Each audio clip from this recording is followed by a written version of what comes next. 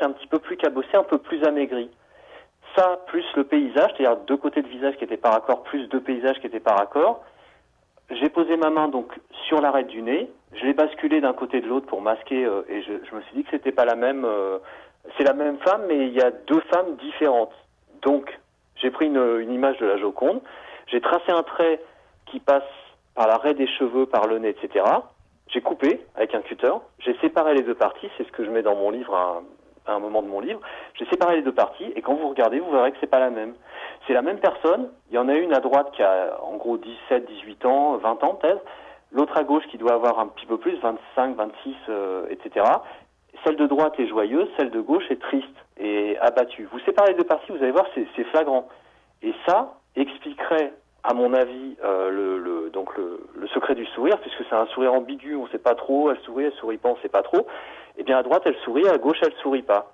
Et la fusion des deux, ça, on appelle ça un morphing, en fait, fait par Léonard de Vinci, est extraordinaire parce que quand on la regarde, on se dit non, c'est une seule femme qui pose. Vous coupez en deux au niveau de l'arrêt des cheveux, en passant par le nez, vous coupez à la verticale, vous séparez, vous verrez que c'est pas la même.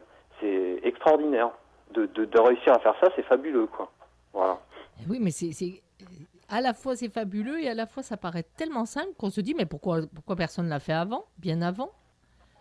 C'est ça. Je ne sais pas, parce que ça passe en fait, je crois que c'est parce que ça passe. Ça passe. C'est pas.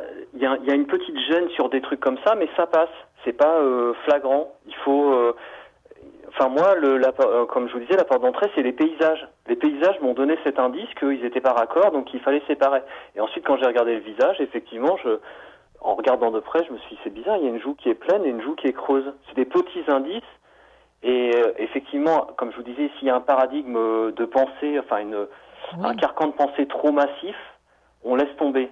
Après, si on est un peu ouvert et tout ça, on va dérouler le truc en se disant non, voilà, pourquoi pas. Et on regarde et puis ça fonctionne. Voilà. Alors écoutez Thierry, on va faire une petite pause publicitaire Oui. et puis on va continuer cette intéressante conversation. Et je redis quand même sur les ondes, vous vous appelez Thierry Gallier et votre livre s'appelle 500 ans après sa création, Isis, Joconde révélée, aux éditions Maxines. Voilà, mais nous en parlerons en deuxième partie. Donc à tout de suite Thierry. Alors nous revoici en deuxième partie, toujours avec Thierry Gallier et toujours avec Mona Lisa.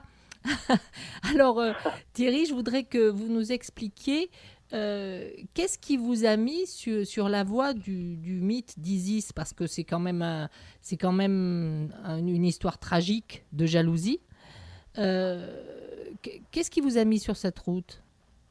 Alors en fait, on a vu que donc on coupait le tableau en deux. On voyait qu'à droite, la Mona Lisa de droite à 18 ans, donc c'est la jeune fille quoi. À gauche, c'est la femme un peu plus mûre, la maman. Et puis je cherchais, en fait, je cherchais vers le bas à gauche l'idée d'une mamie, en fait, pour que ce soit tous les âges de la vie d'une femme, sachant qu'il y a eu des études qui ont dit qu'elle était enceinte, etc., parce qu'il y a un guarnello, un voile de grossesse et tout. Oui. Donc, n'en dites pas trop, les gens le liront. Il y a plein de détails dans ce livre, il y a plein de détails. D'accord. Mais, en fait, je pensais donc jeune fille à droite, femme à gauche, et puis je cherchais l'idée de mamie. Et en cherchant en bas à gauche, donc là, j'invite les auditeurs, s'ils ont le tableau sous les yeux, à basculer le tableau d'un quart de tour dans le sens inverse des aiguilles d'une montre. Basculer le tableau d'un quart de tour dans le sens inverse des aiguilles d'une montre. Vous avez en plein milieu du tableau, plein milieu de cette longueur, un rocher qui est contourné par un chemin en forme de S. Si vous regardez ce rocher, c'est Mona Lisa, c'est-à-dire la même, de profil, assise sur un trône. Et vous voyez c'est un dessin très très stylisé, hein, très très simplifié, etc. Et vous voyez qu'elle a le bras sur la coudoir, qu'elle est assise sur un siège qui est plus gros qu'un siège, c'est-à-dire un trône, et qu'elle a le châle sur les cheveux, etc. La même de profil, c'est-à-dire comme si Léonard de Vinci avait fait un pas de côté et avait dessiné son modèle de profil. La même que celle qui est représentée, mais de profil.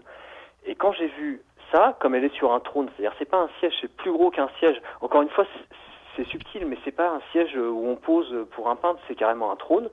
Je me suis dit, ça c'est Isis. Parce qu'Isis, c'est la déesse trône. C'est-à-dire que son hiéroglyphe en égyptien, c'est un trône à 3 marches. Et pour moi, c'est la déesse trône. Le dessin était me paraissait tellement simple que j'ai dit non, c'est pas possible. Je dois me tromper. Autre chose. Voilà, et puis j'y suis revenu quand même, parce que comme ça m'est venu d'un coup comme ça, comme un éclair, quoi. Je me suis dit, ça m'est venu trop spontanément, je peux pas laisser tomber. Donc je suis revenu à ce dessin qui me paraissait trop simple, et à force de regarder, je me suis dit, c'est bien la même, deux profils sur le siège, il y a le bras sur la coudoir, il y a la main qui tient le bout de la coudoir, etc. J'ai pensé, ça c'est Isis. Alors, j'avais assez de références pour reconnaître, ça c'est Isis, mais par contre le mythe d'Isis, je le connaissais pas. Donc j'ai lu des bouquins, j'ai lu tout un tas de trucs pour connaître ce mythe d'Isis, chercher, etc. Et en regardant, je me suis dit pourquoi elle serait là toute seule, il n'y a aucune raison qu'elle soit là toute seule sur un trône. Et je me suis dit, si ça se trouve, le tableau raconte le mythe d'Isis. Et donc le tableau m'a amené au mythe d'Isis, et en prenant, j'ai lu le mythe d'Isis et je suis retourné au tableau pour chercher dans le tableau s'il racontait tous les épisodes de ce mythe. Alors, je me permets de vous couper. Donc, à ce moment-là, une fois que dans votre cerveau, vous avez mis en route cela ressemble au mythe d'Isis, vous avez fait une recherche très précise dans le tableau avec tous les éléments de cette histoire, qui est donc une histoire de jalousie, le corps de son mari Osiris découpé en plusieurs morceaux, et la perte de l'élément le plus mâle de l'individu pour qu'elle puisse enfanter. Voilà. C'est ça, en fait, le corps d'Osiris est coupé en 14 morceaux. Isis part dans les marais avec une barque. La barque, vous la voyez dans le tableau. C'est-à-dire, si vous regardez, là on remet le tableau droit, si vous regardez dans le paysage en bas à droite, vous avez un pont, vous suivez le cours d'eau qui descend et vous verrez qu'en bas à droite, vous avez une petite barque. On se demande ce qu'elle fait là. Cette barque, c'est la barque qu'attend Isis pour partir dans les marais. Et Isis part dans les marais, elle retrouve 13 des 14 morceaux, et ne retrouvant pas le 14e, qui est en fait le phallus de son mari, ce phallus a été dévoré par un poisson du Nil qu'on appelle un oxyrynx, qui est une perche du Nil en fait. Ne le trouvant pas, elle va fabriquer un phallus en argile, et elle va se servir de ce phallus en argile pour se retrouver enceinte. Elle aura un fils qui s'appelle Horus, et Horus va venger son père en attaquant. Voilà.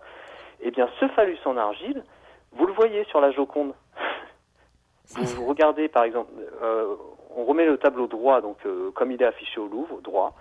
Vous regardez l'épaule droite de la Joconde, c'est-à-dire pour nous, côté gauche. Vous voyez ce petit chemin en forme de S. Dans la première boucle en haut du S, vous avez donc ce rocher qui est Mona Lisa de profil. Dans la deuxième boucle, regardez bien, vous verrez que c'est un phallus.